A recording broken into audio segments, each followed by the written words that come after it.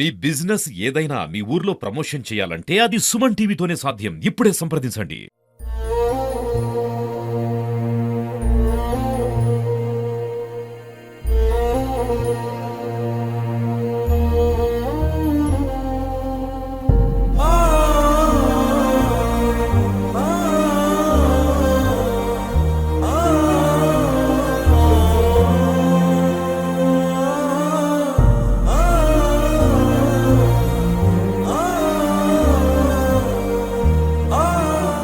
Welcome to Suman TV. నేను మీ మునుస్వామి. ఈరోజు మనం ఎమ్మిగనూరు మండలం గువల్దొడ్డి గ్రామంలో ఉన్నాము. ఆరోగ్యం అనే ఒక మహిళ తన భర్తను పోషించుకోవడానికి ఇల్లు తిరిగి భిక్షమెత్తుకుంటూ దేహి అని అర్చిస్తుంది. ఆమెను అడిగి ఆమె భర్తకి ఏమైందో మరిన్ని వివరాలు తెలుసుకునే ప్రయత్నం మనం చేద్దాం. అమ్మా, మీ భర్తకి ఏమైందమ్మా? జ్వరం వచ్చి కోమాలో పోయినాడు సార్. హాస్పిటల్కి వెళ్ళింటే జ్వరం తలకెక్కిందమ్మా. ఈయనకు మేము చేసే ప్రయత్నం చేసినాము, కానీ కోమాలోకి వెళ్ళిపోయినాడు నీ భర్త. ఇంకా మేమేం చేయగలము, ఇచ్చే ట్రీట్మెంట్ అంతా ఇచ్చేసినాము, ఇంటికి తీసుకోవాలి, అక్కడే మందులు వాడుకోవాలని అన్నారు సార్. అక్కడ 8 లక్షలు బిల్లు అయింది సార్. మాకు కట్టేసినాం. అంతా బంధువులు, మా ఊరు వాళ్ళు, అన్నదమ్ములు అన్నీ చాలా డబ్బు తెచ్చి పిల్లోడు బతికితే చాలు, చిన్న పిల్లలు ఉన్నారు కదా బీద వాళ్ళము, డబ్బుకి ఏం ఆశ పడకూడదు చూపిస్తామని కుటుంబం అంతా క్రిస్టియన్స్లు అంతా మా కోసం బాకీలు తెచ్చి చూపించినారు సార్. అక్కడ 8 లక్షలు డబ్బులు కట్టి నెల వరకు 15 రోజులు కోమాలో ఉంటాడు. కళ్ళు కూడా తెరలే. 15 రోజులు కళ్ళు తెరిచినాక ఈయనకి నోటి ద్వారా ఆహారం లేదు, ఈ ఊపిరి పీల్చుకోలేని దానికి మేము ఆపరేషన్ చేస్తాం బతకడని చెప్తే మేము చేశారు. కొన్ని రోజులు అయినాక బాగా అవుతుంది కదా అని అంటే వాళ్ళు గొంతు దగ్గర ఆపరేషన్ చేసినారు. నా భర్తకి ఆ రోజు నుంచి కాళ్ళు అల్లాడువు, తలతో కొని ఊపుడు, మనిషిని చూసి చేయి జాపి పిలిచేది లేదు. ముక్కులో పైపు వేసినారు, ఒంటి పైపు, గొంతులో ఆపరేషన్ అట్లే ఉంది.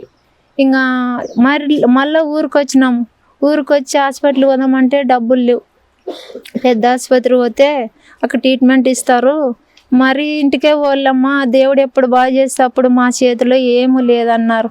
కొన్ని రోజులు హాస్పిటల్లో 3 నెలలు 4 నెలలు పోయేది వచ్చి చూపించుకున్నాం సార్. కానీ ఇంకా డబ్బులు లేక హాస్పిటల్ పోయినా ఈయనకు జ్యూసులే పోయాల, పాలు కొనుక్కోవాల, డబ్బులు లేక ఇంక ఇంటి దగ్గర ఉండిపోయాం. 3 సంవత్సరాలు అవుతుంది ఈ క్రిస్మస్ పండుగకి.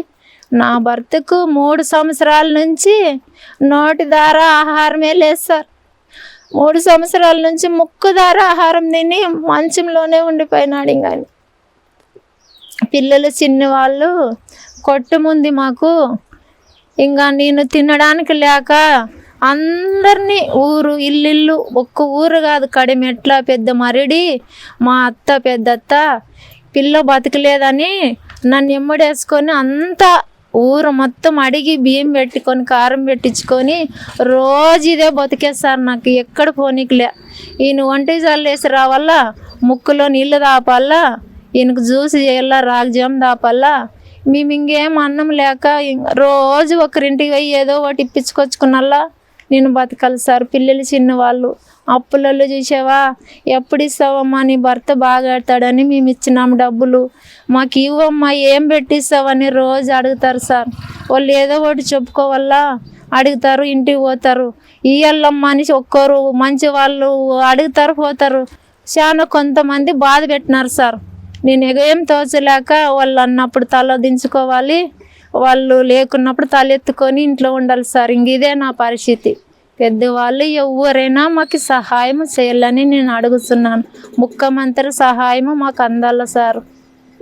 ఎమ్మెల్యే సార్ ఏమంటాడు, చూపించి తీసుకొని పోతే అప్పుడు జగన్ ప్రభుత్వంలో నీ భర్తకు జ్వరం వచ్చిందమ్మా, ప్రభుత్వం మారింది, ఇదేం చెల్లుదమ్మా, నేను చేసే ప్రయత్నం చేస్తా, పింఛన్లు కూడా నీళ్ళు లేదు, పైనుంచి ఇడిస్తే కదా అధికారులు నీకు పింఛన్ చేసేదమ్మా, నేను కూడా ఎంతో కొంత సహాయం చేయాలని నాకు ఆశ ఉంది, కానీ అక్కడ పైనుంచి వస్తే నీకు ఏదో ఒకటి చేస్తానని ఎమ్మెల్యే సార్ చెప్పినాడు సార్. ఇంకా మాకు ఏమి పెద్దవాళ్ళ సహాయం ఏమీ అందుకోలే. రోజు అడుక్కో తినేది, మా పట్టు పోసుకునేది, అంతే సార్ నా జీవితం ఉండేది. అన్నము లేక అమ్మగారు తోల పనికి కర్నూలుకి డబ్బులు లేక పరిస్థితుల్లో ఇంటికాడ పెట్టుకొని ఉంటే ఇంత పండ్ల రసం పోయినకి లేక పాలు లేక ఉంటే నేను పెద్ద మరిడికి పోయినాను. ఇదే ఊర్లో అడుక్కొచ్చి ఆమెకు డబ్బులు వెళ్ళి ఇచ్చినాను సారు. ఆమె పరిస్థితి చూడలేక డబ్బులు బియ్యం పెట్టిన వాళ్ళు, డబ్బులు ఇచ్చిన వాళ్ళు అన్నీ సాయం చేసినారు సార్. ఊర్లో వాళ్ళు కానీ పెద్ద మరిట్లో కానీ సాయం చేసినారు సార్. తమ వంతుగా సహాయం చేయడానికి ముందుకొచ్చి ఆమెకు కావాల్సిన సరుకులు అందజేశారు. వాళ్ళని కూడా అడిగి ఈమె పరిస్థితి గురించి మరిన్ని వివరాలు అడిగి తెలుసుకునే ప్రయత్నం చేద్దాం. బాబు, ఏం జరిగింది? ముందుగా వెల్కమ్ టు సుమన్ టీవీ. మాది పెద్దమరిడి విలేజ్, గోనెయండ్ల మండలం, కర్నూలు డిస్టిక్.